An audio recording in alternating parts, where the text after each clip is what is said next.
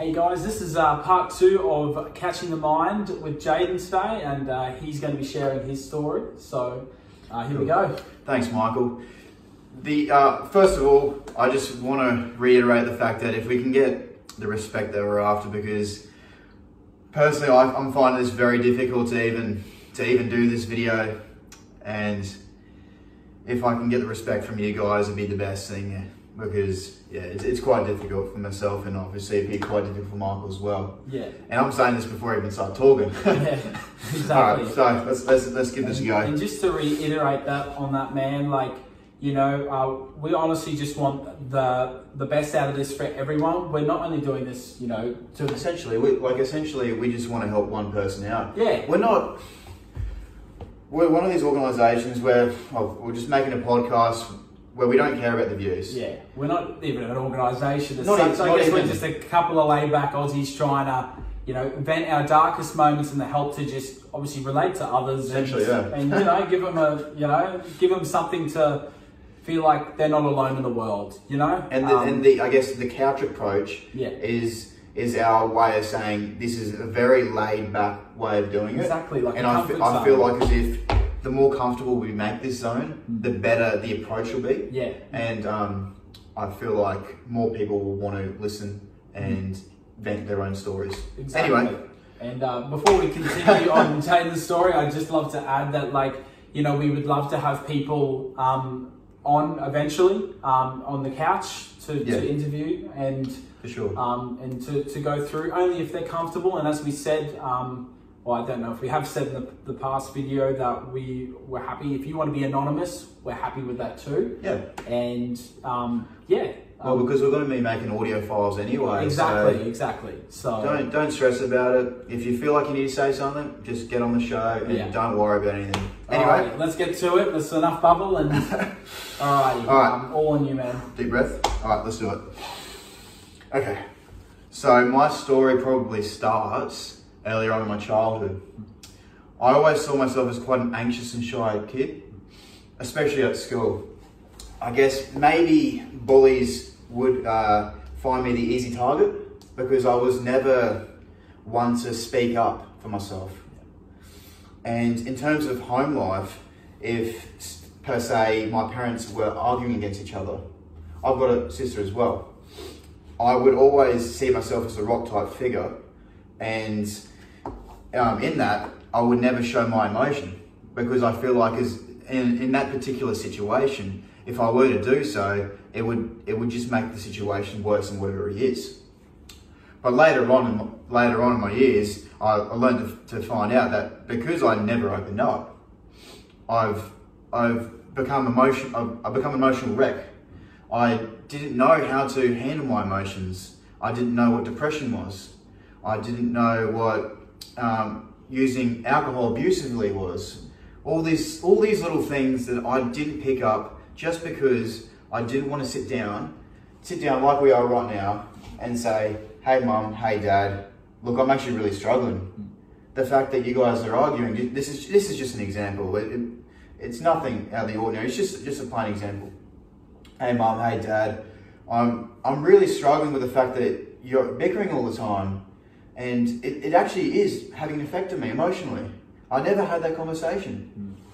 Anyway, that's just a part of my story. Can I quickly interject there? Obviously, because I can 100% relate to exactly what you're saying as well.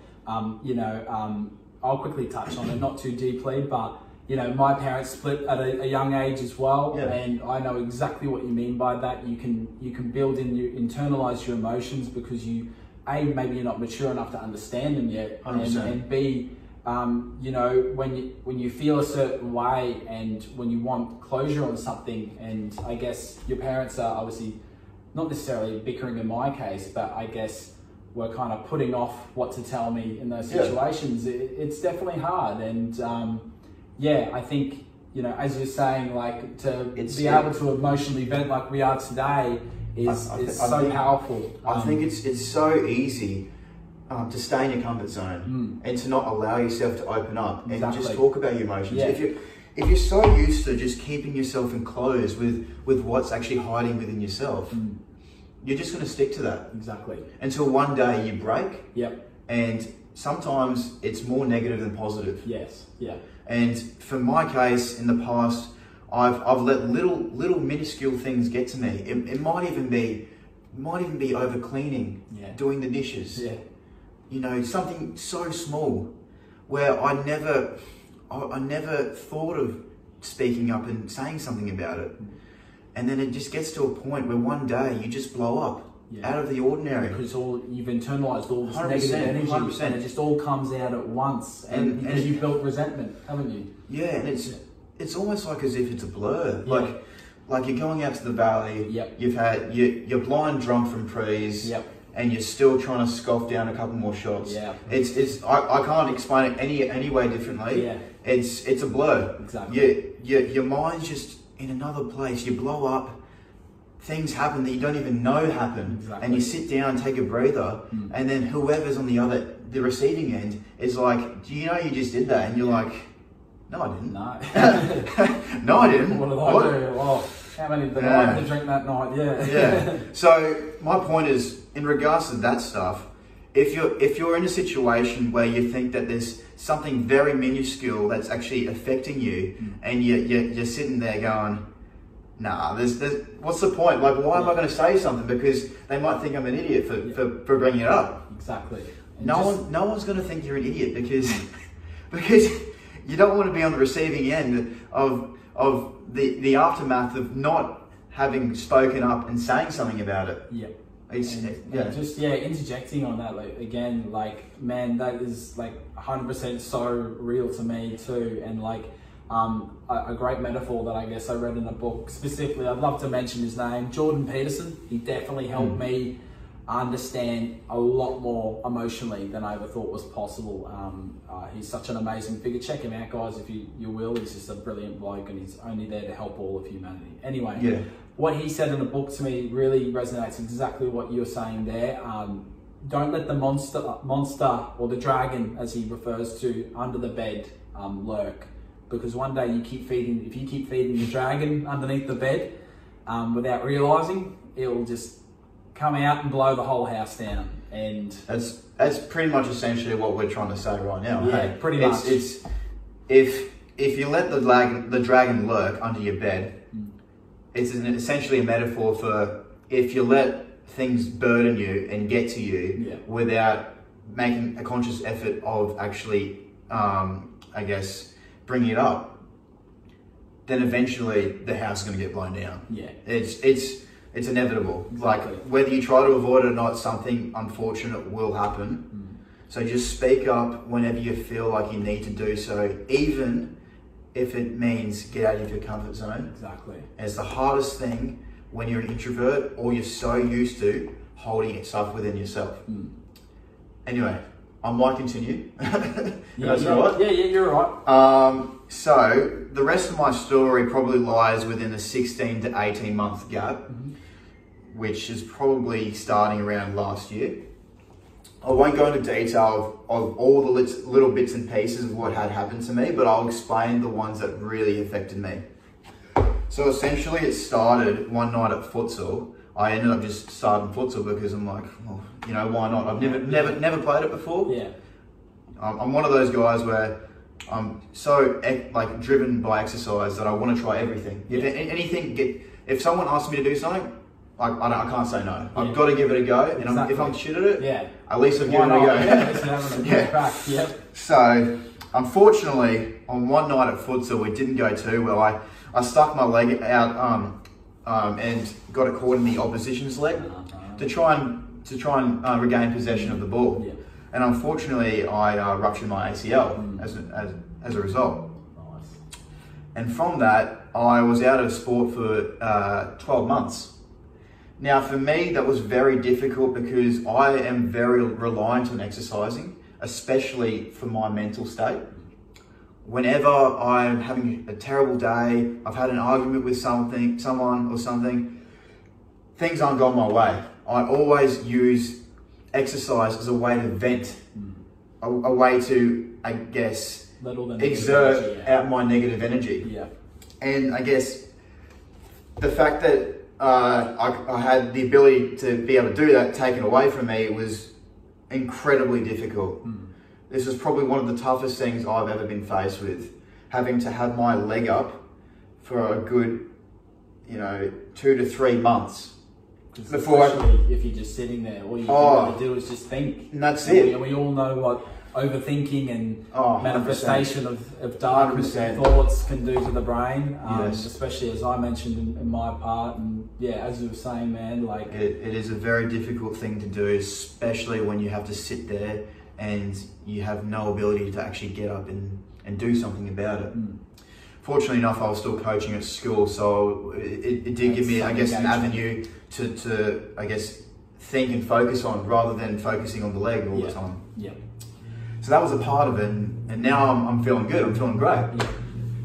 But the second incident was probably the worst thing that's ever happened to me, if I'm honest. So I'm currently doing an electrical apprenticeship. I won't mention the company I'm with. But one day, I think it was first year, or toward the end of first year, maybe second year, I was working on an isolating switch.